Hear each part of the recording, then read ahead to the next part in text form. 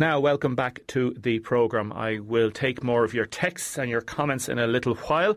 I'm joined by Conor Costick and Ethna Walsh. Good morning, folks. Hi, Hi, Conor. I used to work with you, Ethna, in the Wicklow Arms all these years ago. That's right. 1991, 92, maybe. You haven't changed a bit. Oh, God, I have now. You look great, and it's great to see you. It's amazing when you meet somebody after so many years, and a surprise. Yeah, thanks for having us down, and it's great to see. Yeah, friendly face makes it more relaxed now. It's lovely that you've come down, and it's great you've come down. It's a long old journey, Conor. Great to see you as well. I know you over the years. You're a published author and a radical socialist and a campaigner for all different issues. Did you hear Shauna on yeah, it was very, very moving. And, you know, I've always had a soft spot for WLR from when I was down here campaigning and acted. WLR, I always felt was a very fair station and gave us a reasonable, chance to put our point of view across. So with this issue, as we're going to come on to, you were actually the first person I thought of because a member of ours in Waterford got in touch and... let's bring it to Damien. Yeah, no, and again, we meant to have you in the last few weeks, didn't get a chance, and it's lovely that you've come down because to do an interview in studio as well, it always sounds better and it looks better, and we want to give you a nice bit of time with it. Tell us, Ethna, about the organisation FEAC. FEAC is a support group for parents of blind and visually impaired kids. Basically, at the moment in the Irish education system, there'll be about 1,400 kids in school that are blind and visually impaired. And we support those by advocating for their rights in all areas of life. At the moment, the biggest issue for blind and visually impaired kids is the support they're getting, or in this case, not getting in schools at the moment. We have children who are in a mainstream school suited for the sighted majority who can't see, and their needs are not being met. This isn't an education. This is not giving them an education. This is allowing them to attend school. We're looking for them to get an education, the one they deserve. Tell us about your own situation. Tell us about the family situation. Well, I'm a mother of 3 great children, 2 of which are visually impaired. They're in secondary school now. And I suppose how I came upon this was my kids are all great. They're all very intelligent. They all work very hard. They all deserve equal rights. And I see my child who has vision in school, and I see how she gets by. And then I see my children who don't have vision and how things are much more difficult for them. I see the support they need. Now, I have been lucky in my case in that the schools I have gone to or have supported them very well. There was one school that didn't, and I took my children out. So I can see how parents can have their kids in schools, and it's not fair that one get a good service and the others don't. There should be uniformity of service, and they should all have access to the curriculum, which means getting extra resources and extra education in order that they can survive and reach their potential within it. Conor, when you heard and you know of Ethna's story, how did it, I suppose, affect you? How did it feel? How did it make you feel as somebody who's been campaigning for different issues in many, many years, but particularly with this particular issue? Well, I've my own daughter's 10 now and visually impaired, so everything that's happening with Ethna's kids is in store for Maya as she goes into secondary. That's all ahead of us. So unless we fight now, personally we're going to be affected, but also just, we shouldn't be in a situation in this day and age when the technology is so fantastic that kids with visual impairments are not being trained for an independent life. They should be able to have as full a life as anybody, do whatever careers they want to do, achieve whatever they want to achieve. But instead, the system is absolutely neglecting them. It's really frustrating. You could get very angry if you spent too much time not thinking about some positive actions that could change the situation. We'll talk about the positive actions in a second. In terms of your own daughter, could you describe maybe some of the difficulties she would have? It just takes her a lot longer to access the curriculum than other children. So she'd come in and we'd spend ages on her homework and just everything's got to be taken much more slowly. I mean, she's learning partly in large print and partly in Braille. And, Braille books, even just taking a book to school, like if you're a parent and you kind of wince at the size of the bag your kid is lugging around school, well, imagine if each of those books is broken up into 10 volumes. I mean, these massive Braille books that they're bringing into school, that alone is an obstacle. But then when they're at school, for me, it kind of struck home when she used to enjoy school, but then she came and started reporting that she wasn't. And the issue turned out to be that in the playground, when they would all run and play games, she was missing out that the friends would just run off, and she just couldn't get involved in anything. So the school, actually, to be fair, were really good, and they instituted a little area where if you're looking to play with someone, this was for everybody. It didn't sort of single her out. You go and find a friend there, and they took some care to think about ways in which games in PE, for example, could be made inclusive. But it's going to be challenging for her, but potentially she's very bright. There's no reason why she shouldn't be able to go to university, pick whatever course she wants to do, especially with the technology to assist her. But it just takes that much more effort. Ethna, is it something that you've had to grapple with and fight for? Yeah. Because we heard about Shauna this morning. We hear about rights and we hear about services, and people shouldn't have to beg. Exactly. That is why we are here. For kids to succeed, visually impaired kids to succeed in school, they need a whole set of extra skills. These aren't on the curriculum. Typing, IT skills, all of this. You need extra resource. So they need to get time away from class to learn these. That means the school has to give you time for them. Some schools do and some schools don't. Schools aren't aware of these extra skills that they're needed. The visiting teacher service comes in. That's a service that supports our kids. Some visiting teachers are great. Some visiting teachers aren't as skilled as others. The visiting teacher service is very diluted. Waterford, for example, hasn't had a visiting teacher service. There's one just been put in since September. They've had no visiting teacher here. So all the kids in school in Waterford have had no visiting teacher for the blind coming in to see them. She has just been replaced now. They knew that was happening from last year. Imagine your child has moved from primary school to secondary school. There's no one to tell the school what that child needs. Now, why is that fair? Why in one part of the country is everyone getting a good service and in another part they're not? We want standards to be set. That is their right. The thing that's very, very important for us is I've had a great service from my schools, as I've been in a lucky position that I've changed schools when I haven't got it. It's up in Wicklow Town? Up in Wicklow Town. It was fantastic. However, I have had to reduce the hours that I work. I'm very much involved. That's not open to everybody, and that's not fair. This should be equality of service throughout the countryside. Also, to make the Department of Education answerable. If a child isn't getting this service, if a child doesn't have this level of skill, why don't they? Why wasn't it instigated? That's what we're looking for. We've been arguing and talking to the National Council for Special Education for 5 years, and nothing has happened. It's time now to go public on this and try and get some positive action. This is solvable, and we are willing to work with them, but they have to work with us in a positive way and a meaningful way. Is there an understanding, do you think, Conor, at the upper echelons of the government that this is an issue, or is it something that they're not really dealing with? How would you quantify, I suppose, the issues and how you're being listened to or not listened to? I think there is a lack of understanding rather than any ill will. I mean, I've never been a fan of Fine Gael, Fianna Fáil, and I think that they tend to put business interests above human needs, such as they would not be the first to rush to fund the services that we need, but there's no actual cost to the taxpayer of some of the fixes that would make life a lot better for our kids. There's two issues in particular that could be very, very simply addressed.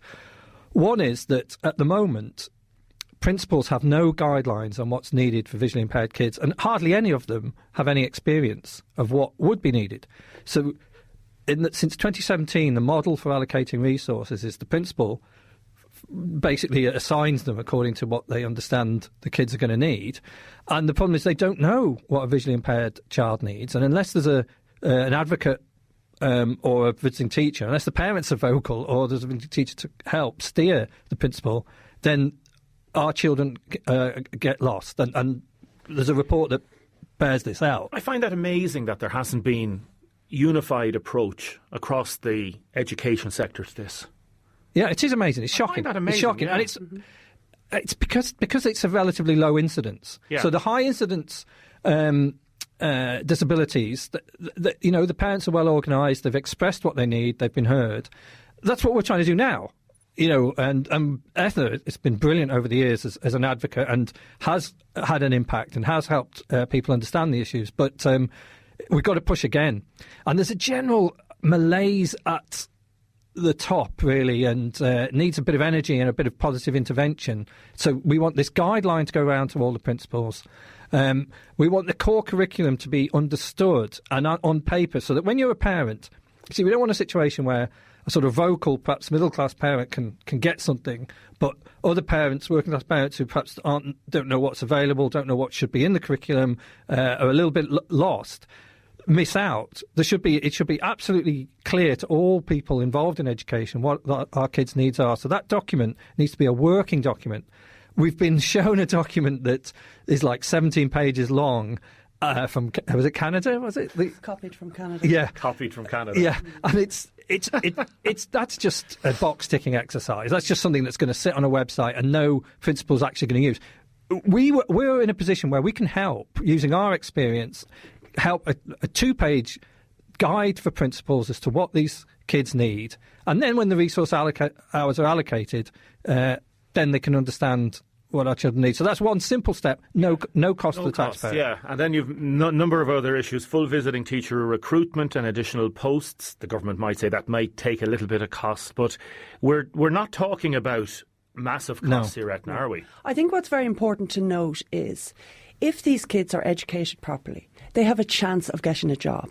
When you get a job, you're an independent person. We're looking for them to have the right to get independence. Ultimately, that's what we're looking for, and that'll reduce their cost to the state. But pushing them into schools, not supporting them, you're setting them up for failure. The latest reports from the higher education have noted that in the last 5 years, there has been static or reducing numbers of blind and visually impaired students entering third level. This is at a time when the universities are discriminating positively towards them. So that shows you the second level education system is not working for them. Even when the universities are giving them priority over other disabilities, they are still not increasing. So we have the evidence. We know this is happening. Now, if they don't get into third level or get a level of education where they can work, ultimately they'll be a bigger cost to society. Okay. How many, like there's parents in Waterford listening to this morning, and there'll be people listening online later that it affects them directly. How many are we talking about in terms of a nationwide, a countrywide numbers in terms in mainstream school? There's 1,400. Like this isn't huge numbers. That is huge numbers of unemployed in years to come. But not only that, that's but we shouldn't be thinking. Yeah, we shouldn't be thinking along. We were looking, what's the cost? It starts here. If you don't give them the proper education, then they can't move forward. And it's by not prioritising them now, by not educating them properly, it's setting off a whole series of events in the future. It's only 1,400. We are a minority disability. This is easy to fix. We have been talking to the National Council for Special Education for 5 years. You can hear the exhaustion in my voice because I have had it. Nothing meaningful happens. It is time now for Joe McHugh to get in and give the He's the Minister of State, is he? Minister for Education, isn't he? Oh, yes. Sorry. Yes. To give the go-ahead to look at this and fix it. We want it fixed. It's not hard. You've mentioned the non-cost issues. Is there any costings in terms of the other, I suppose, requests or demands that you're making, Conor? Yeah, well, there would be for 3 new teaching posts. But, I mean, come on. That's a drop in the ocean for when you look at some of the other priorities for where the millions are going.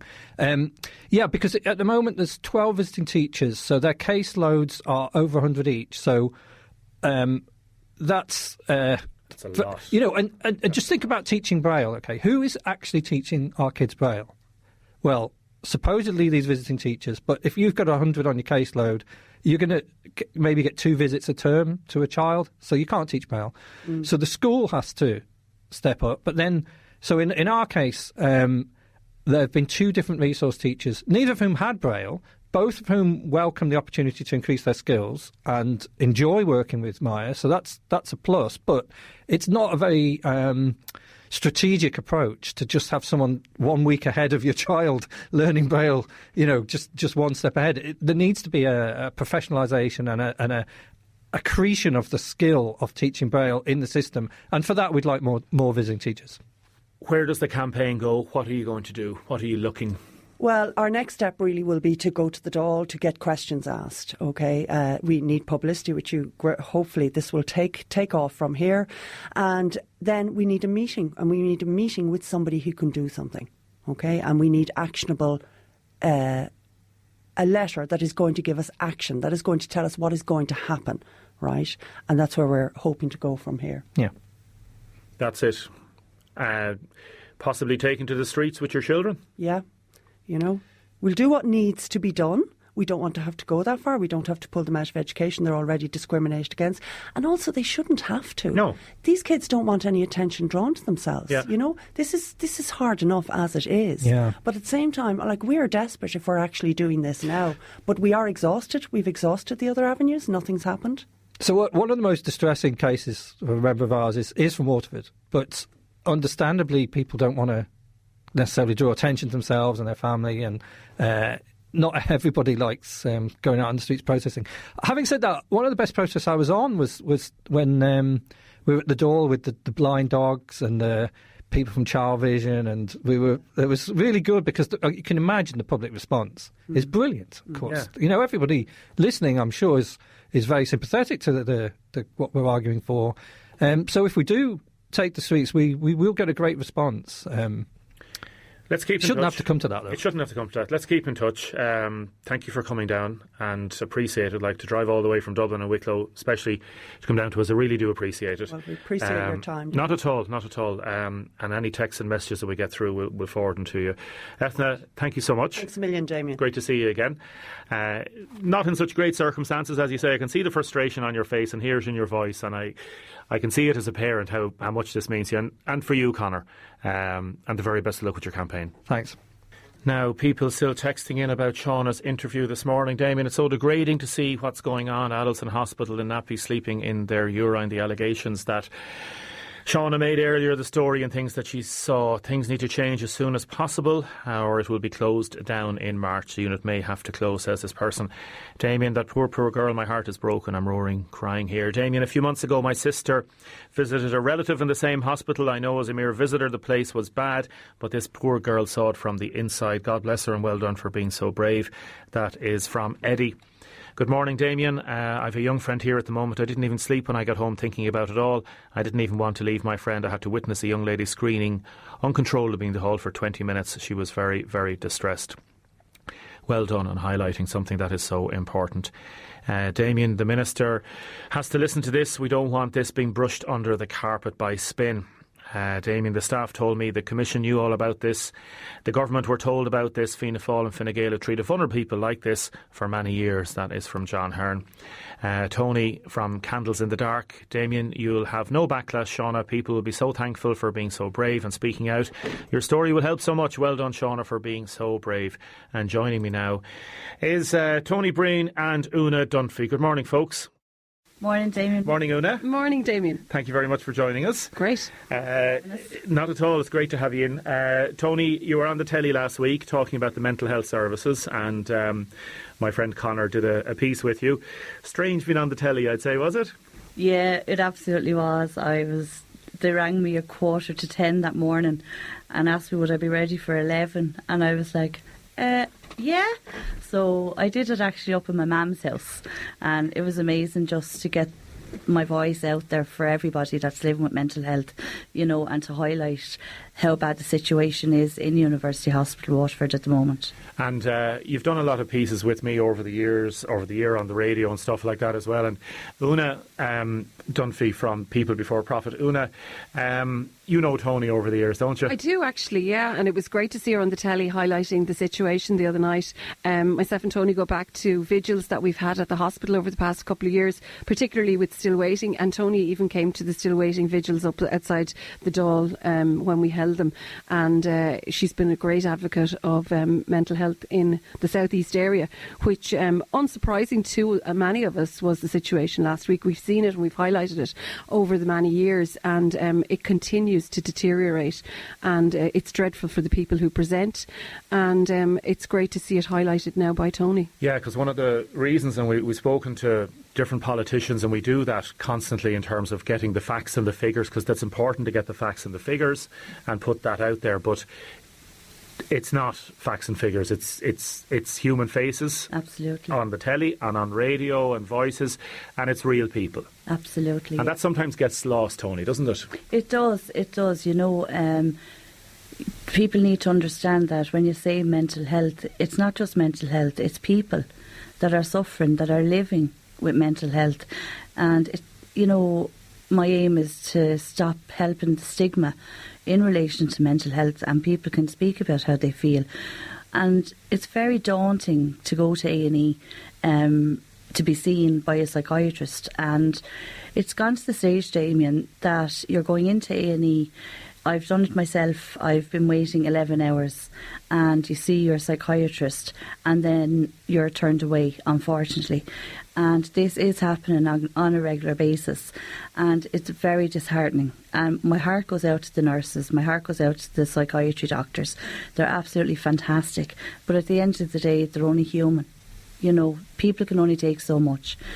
Lives are at risk here in relation to people being turned away. I think the whole aspect of mental health needs to change in relation to when you're going to A&E, when you're being seen by a nurse. Make sure you're checked on every so often, because you're actually not. You're just left there. If you're actually admitted then into the Department of Psychiatry, it can take anything from 3 hours to 3.5 hours for just one person to be seen. It could take an hour and a half to be assessed. Then if someone's been admitted, you're looking on at another three-quarters of an hour where someone has been brought down into the unit. And then what's happening to the psychiatrist then is in St. Othran's, if something happens to somebody, the on-call psychiatrist in A&E has to go to St. Othran's. So you're looking at an extra 2 hours where you're waiting to be seen.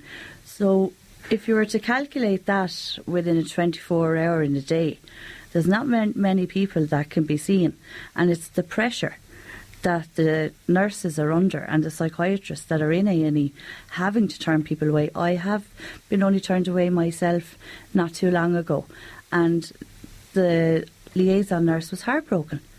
Heartbroken. What is your own situation like? Why do you need the psychiatric services? My nanny passed away in May, and I'm struggling very much so in her death. And but luckily for me now, I'm reaching out, and that's what I'm here for today with you. And I'm so grateful. I'm with Una to be here as well, because Una know me. Is we're human beings. I'm a human being. My mental health is not a failure to me. It's a sickness, the exact same as any other sickness. When you're brought down into the acute unit, Damien, this is not just happening this week. This is happening years. 3 years ago, I was on the floor in the acute unit. The nurses put me on a duvet and they gave me another duvet to cover me. It's a safety aspect. There's dignity aspect, pressure with nurses, trying to cope with it. I'm proposing to the government, and I do link in with the government on a regular basis, as the owner can confirm that, and never have I ever been ignored, and I'm very grateful for that. But University Hospital Waterford, the DOP, there's a lot that can be done there. There is a lot of things that can be done. And DOP stands for Department of Psychiatry. Yeah. The Department of Psychiatry. And we need to help the people. If we didn't have it, we've nothing else. We've nowhere to go. Una, when you hear Tony talking like that, what's your thoughts? Well, it just seems that we've been shouting about this for so long and we're not being heard. I think there was some glimmer of hope with the Sláintecare, which everybody seemingly signed up to. But I would wonder how genuine some of the main parties were about this, because it's taken so long for them to progress it. It was supposed to be 10 years. We're almost 3 years into it now. Nothing is happening. I mean, they're talking about the regional, the RICOs. We should have a RICO in Waterford. We should be the regional service for the whole of the South East, for the 511,000 people that we serve. But with the groupings that still exist, we're not getting the funding and nothing is progressing. So we're going to continue to see, not just on cardiac care, which is hugely important, but mental health, CAMS, everything else that is falling apart. What about if the government says, well, we're progressing with the second cath lab, it may take a little bit longer, but we're going ahead with it? It's drip feed. It's just not good enough. It's all drip feed. And, politically, I would say it falls into the neoliberal policies of Fine Gael and Fianna Fáil, that they will cut public services, and that's like, it's blatantly obvious that is what's happening, and we are suffering more than other regions because we are not part of the main groupings. The money is going to Cork, we're not getting it, and we're not going to progress. We're going to keep hearing horrific stories until this is changed. And yet the government would say they're putting loads of money in. Maybe it's a problem with management, no? That's a diversion. That's not the truth. The truth of the matter is the region needs to get the money. The hospital needs to get the money it needs for the services it has to provide for the people. And until the population is served, we're going to continue to see horror stories. When you hear and see stuff in the papers, it must as well, Tony, you can be in a good place one day. Yes. And then you see something or hear something. Does it set you back? In relation to your own mental health? It would do, yes, it would do. And, you know, it's just so tough when people are going to A&E for help, and when they are turned away, it's heartbreaking. And especially, like Ona said, with CAMHS, there's only 3 hospitals in the whole of Ireland for children, and that's in Cork, Dublin and Galway. So our CAMHS unit is horrendously not provided for. We've no child adolescent psychiatrist in A&E, and we need one, you know. And I'm very simple based when I speak about mental health. You know, I simplify it very much so. I don't use big words, and like I'm proposing to the government, I'm thinking very logically at the moment. I'm like, right, we are in a situation, so for the time being, look at what's going on at the moment, you know, try and fix that aspect of it. I really and truly believe, and I don't understand why University Hospital Waterford does not have this in the Department of Psychiatry, is care assistants. So in my opinion, if we had 3 care assistants in the subacute and we had 2 care assistants in the acute, that would take tremendous stress off of the nurses. And the care assistants can have their buzzer that if anything goes wrong, they can press it for help. Now, I am going to be bringing this to the government, and I would just want people to know, and your listeners to know, I'm going to do everything in my power to do this. I know what it's like. I've been there. I've slept on floors. I've waited 11 hours. I know exactly what it's like to have a child go through it too. And when you're turned away, it's just, look, we're hitting 2020 very soon. It's just not acceptable at all. It's not acceptable. I'd just like to add to that what's happening every time we hear a horror story is that the bar becomes a little bit lower and people begin to think that's what we have to accept, when we should be saying absolutely no way will we accept that. And not just for us, but for staff as well. It's terrible for staff to have to work. Morale gets low, people leave the job, we can't attract qualified people. It becomes a job that fewer and fewer people want to do, and we need to be very, very cognizant of that within the South East region particularly. If our hospital continues to be alerted as one that has very, very bad outcomes or very bad services, we're just not going to attract the staff we need to provide the services. And I think it's fair to look at the staff and say, like, they do a great job. My mother is in the hospital at the moment and her care is second to none, and I would highly recommend the staff there. They're brilliant in what they do. But I think we need to be aware that we need to improve this service, and we need to say stop, it's not good enough. One of the reasons we were going to have you in this morning, it sounds like a little bit of a diversion, Una, was about buses and all that sort of stuff for Christmas, and it ties in such a way because it's making life maybe easier and better for people and improving the quality of life in the city, or if it was extended to Dungarvan. What are you calling for? Well, what PPP are calling for nationally for December is that Leap cards would be used to give bus journeys within the city and to Tramore and back for €1. And I suppose the reason for this is to make the city more livable, more accessible, but also to get the transfer into people's heads that we're moving. And I think a just transition is sometimes taken over by the government to mean something that's going to move for the car industry alone, that it's going to go from petrol to electric and that everything is going to keep steady otherwise, whereas we would say that it has to become from the individual to the collective, and we have to look at how we're going to improve services for everybody and look at car-free cities and things like that.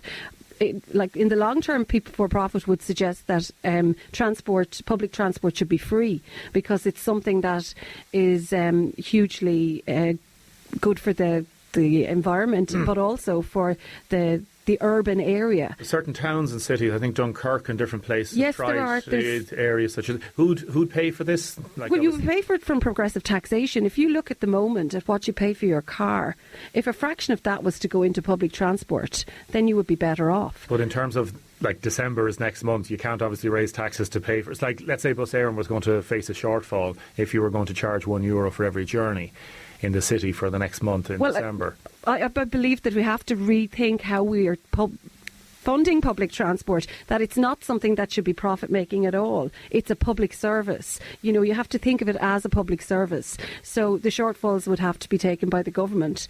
But it's something that they have to start thinking about. We've been for so long thinking that we have to cut public services, which is hugely regressive, when we need to expand them and to provide them at cost effective or free. How are you doing this? Are you calling on Bus Éireann to do it or the government to do it? Would it be the government or a Bus Éireann decision? A government decision. Government decision. Yeah. Government decisions. It's very hard to get the government to move, Tony. Very, very hard on any issues. In terms of your own issue, what will you be doing in the next few weeks? In the next few weeks, I will be contacting the government, as I do, and there's a protest on this Friday as well, the Psychiatric Nurses Association. That's right, and I'm asking your listeners here this morning to please turn up for this protest. I've held protests in the past. We need to get out onto the streets now, you know, and we need to support the girl that's putting together this protest. We need to, you know, even if you're working or if you're busy on Friday, even if you turned up for a half an hour, just to be there, just to support. And I don't mean, when people hear protests, in my opinion, it's like there's just a load of people standing on the road. That's not what it is at all. There's a reason people do this. There's a reason that this protest has been held. It's for mental health. It's to fight for the people that are struggling with mental health.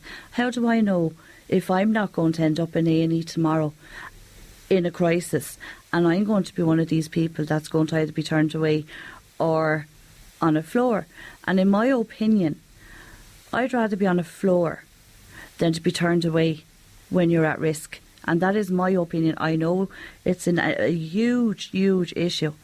But there are times when, you know, you have to actually be admitted and sleep on the floor and sleep on a chair. The nurses are fantastic and everything. So, yeah, so I'm going to be in touch with the government. What do you think of the €1 bus suggestion? I think that's a really good idea.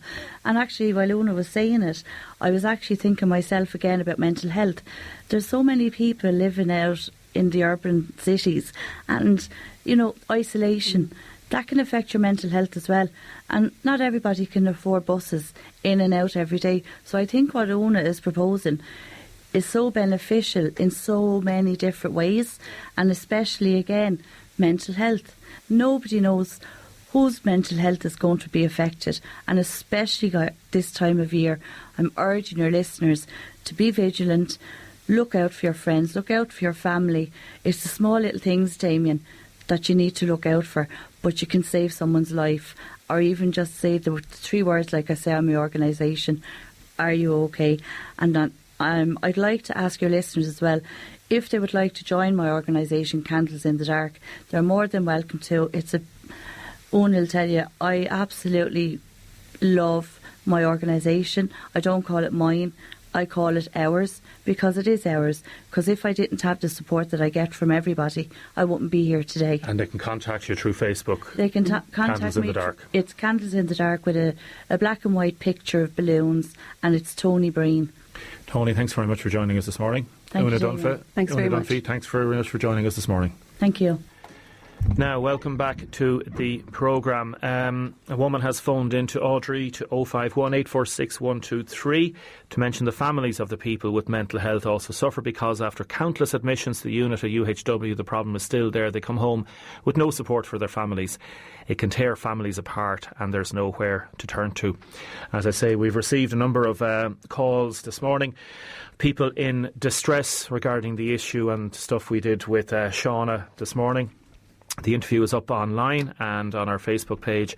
Declan Clune, you're here to talk about the upcoming JPC meeting. You heard the interview with Shauna this morning. Your reaction? Sure, look, what can you say? It was absolutely awful that anyone has to experience that, particularly, you know, a young girl, 19 years of age, and like she said, possibly minors going in and experiencing the same thing. It's really third world stuff, and, you know, something has to change. Like, how much more of this can we take with the hospital? It's just, you know, you can't actually express how bad it is, you know what I mean? And just hearing the first-hand account there this morning, it was very, very, very emotive, very... Like, we all have children, family, friends that would be in that age group, and to think of them in that situation if there was an issue with their mental health, it's just, it really doesn't bear thinking about. And very best of luck to Sean in our future. I hope everything works out well for her.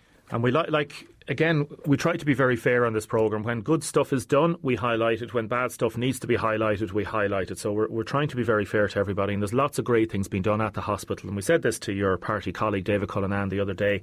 But there are certain times where you have to literally shout and you have to literally try to be heard. And this is one of those times. Joe Kelly has texted in saying massive issues there. South East has been abandoned. Other people texting in, why aren't the psychiatrists highlighting the problems as the pathologists did in the department?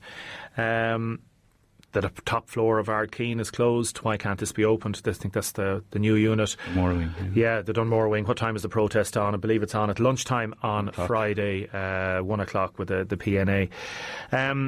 What is the JPC? So, Damien, the JPC is the Joint Policing Committee. It's basically a forum to allow greater consultation, cooperation and accountability between members of the general public, An Garda Síochána, elected members of Waterford Council and members of the Public Participation Network. Okay, so they would be basically community reps from different strands of community in Waterford City and County. So, generally speaking, there's one annual public meeting every year, which this year is on the 25th of November, Monday 25th of November at 7 p.m. in the Park Hotel in Dungarvan. Now, why I think this meeting is so important is it gives the public the opportunity to engage first-hand with An Garda Síochána and the council with any issues that may be occurring locally in their own area or maybe the wider community. So the really good thing, I suppose, about this JPC annual meeting is that people can submit, members of the public can submit written questions, and then those questions will be answered on the night by members of An Garda Síochána. So whether it's, I suppose, a drugs issue, which has been very topical at the moment, or antisocial issues, or concerns people might have about their local communities, this is the ideal opportunity to ask the question and get the answer. Now, this year as well, we were hoping to have the Commissioner down, but unfortunately he's booked for another JPC the same night, so he's coming down for the March meeting. But we do have Assistant Commissioner Finn coming down. So again, he will be giving an overview of the new Garda plan. Basically, we saw there recently how Waterford has remained as the headquarters for this area, which we were absolutely delighted with. But Commissioner Finn will be coming down, and again, we're absolutely delighted to have such a senior ranking Garda representative down on the night, because again, it doesn't really go much higher, apart from the Commissioner. Also, Chief Superintendent Pádraig Dunn will be there, who's our local man here, very proactive on the ground. So, it's an ideal opportunity. It's an open meeting. Anybody can attend. But if anybody wants to, submit any questions, just email jpc@waterfordcouncil.ie. The closing date for the questions is next Monday, okay? So it's Monday the 11th of November. So it gives people the bones of a week if they want, if they've anything on their mind, if they've any questions maybe that they haven't previously got answers to, this is their opportunity to get those answers. Call out that email address again, please. It's JPC, which is obviously Joint Policing Committee, @waterfordcouncil.ie. Very simple email address. Yeah. And if they don't remember that, give the council a ring.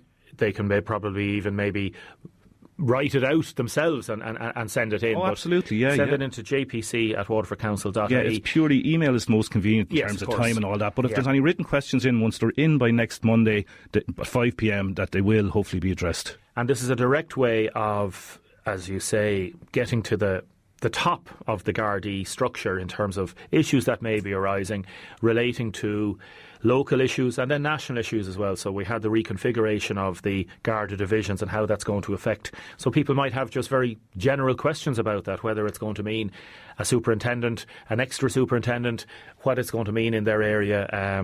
We've had crime in rural Ireland, many parts of Waterford, and how it might affect them. So there might be very simple questions. It doesn't matter what type of questions they are, does it? Well, not that but it's an open meeting, so, I suppose there would be a caveat there that obviously if any questions relate to any ongoing investigations, obviously for obvious reasons they couldn't be touched. But generally speaking, having gone to annual meetings over the last couple of years, they are very interactive. They are, people often complain that they don't maybe have an avenue to address, or bring up concerns they may have with the Gardaí. And the whole thing about this is that it's greater consultation and greater accountability. Plus, every year the JPC, in coordination with our PPN reps and also the Gardaí, develop a local policing plan. So any feedback that's gone from these public meetings feeds in to that whole process. So, it's easy to give out, again, which we all do from time to time about this, that and the other thing, but there's an opportunity here for people to engage with the authorities who will be putting this plan in place. So I would encourage as many people to come as possible because it's a genuine opportunity to have your views heard. We'll let you go, Declan Clune. I know you've come from a funeral. The relative, the father of one of your colleagues, died. Yeah, one of my party colleagues there, Michael Doyle, unfortunately his dad passed away there just on Friday, so buried there this morning, yeah. Deepest sympathy to him and the family. I know a number of members of that family. Deepest sympathy to the family. Declan Clune, thank you for joining us this morning. Thanks, Damien. Now, got a lovely text in from Shauna. As we heard earlier, Shauna Aylward was on the programme talking about her experiences regarding mental health services at the psychiatric unit and in general in Waterford. She's in college at present. Damien, thank you so much, and thanks to everybody for the wonderful, supportful messages and people thanking me for being so brave about it. And as we heard, Shauna was afraid that she might get traumatised for this, but she certainly is not. My daughter says this lady was admitted to A&E for her mental health but couldn't get any help and was sent home. Damien, the cost to open the Dunmore wing fully is €10 million, according to the hospital management. That is in from Joe Kelly. Damien, I just spent 1 month in Waterford Hospital and see the pressures the nurses and doctors are under is just unbelievable. And yet they can make time to look after everyone. All I can say is I got the best care ever, but something has to be done regarding the health service. It seems we have a government full of useless TDs. Other people texting in about the health service and certain sections of it being banjaxed. Both the local newspapers, the News and Star and the Munster Express, have a lot of big stories today about many issues relating to it. And other people still texting in about how brave Shauna is. Now we are going to play a couple of little clips of Gay Byrne. Firstly, we have Gay Byrne with Dustin the Turkey. Rest of the money out of the £100? Yes, I do. How much have you got? Like £98. Yes. 98 or so. Yeah. Yes. Well, we gave that to a friend of ours. Yeah. Oh, did you? Yeah, he's a politician. Oh, really? And he's from the poultry party. I don't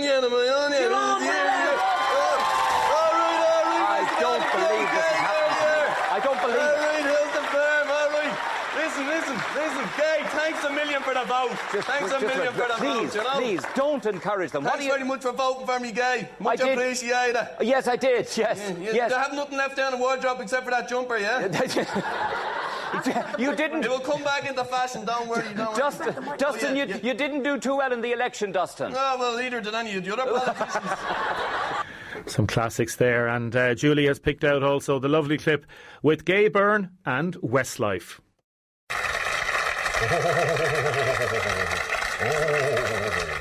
Macho man have come to town. This is when we really get down to business. Now, last week, my friends, when our fantastic and fabulous and wonderful fashion extravaganza was on the air in the RDS, down in the Point, there were 92 million screaming tiny tots at the Take That concert. Screaming, roaring, shouting, sweating and going mad. It was quite an extraordinary phenomenon, and it was reported in all the papers. And they were quite uncontrollable and uncontrolled. But it was a wonderful night. They had a terrific time. So, these lads have decided to cash in on that particular market. very specifically that market, and they are going to be, or 4 of them are going to be, Ireland's answer to take that. We're going to be the new Irish pop group. You're going to be the new Irish pop group. That's right. At the Teeny Bopper Market. Teeny Bopper Market. Yes, I see. And there will be 4 of you eventually. Why are there so many of you here? No, at the moment? there will be 6. So 2, 4, 6. Oh, you're going for 6. I see. We're too good to let anybody go, you know. So I see. Yes. Okay. Well, who is who now? You identify yourself. I'm Ronan Keating. Ronan Keating. Where are you from? I'm from Swords. From Swords. Okay. And who are you? I'm Mark Walton. Mark Walton from Raheny. Keith Duffy. Raheny. Shane Lynch. Raheny. Richard Rock. At Mines. Stephen Gately. 7th place. And you'll hear more of those interviews online and in different parts today. And deepest sympathy to Gabe Byrne's family, and may he rest in peace. A lot of people texting in. A staff nurse in the psych unit has phoned in to say he was working the day the minibus came to the hospital with patients from St Senan's in Enniscorthy 8 or 9 years ago when St Senan's closed. Even now, 30 to 40% of patients at the unit are from Wexford. It's not rocket science. The government needs to build a unit in Wexford for people. UHW got the patients from Wexford, but no extra staff.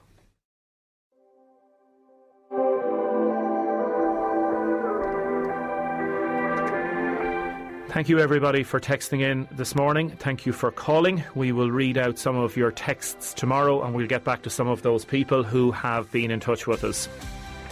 Special WR Christmas Appeal Premier League Soccer Quiz is on next Wednesday night in the Cove Bar on the Dunmore Road, Wednesday, November the 13th. You can see the details online. Myself and Matt asking the questions. Thanks, Julie, for producing. Thank you, everybody, for listening. And to Shauna, Aylward, and your family, thank you very much.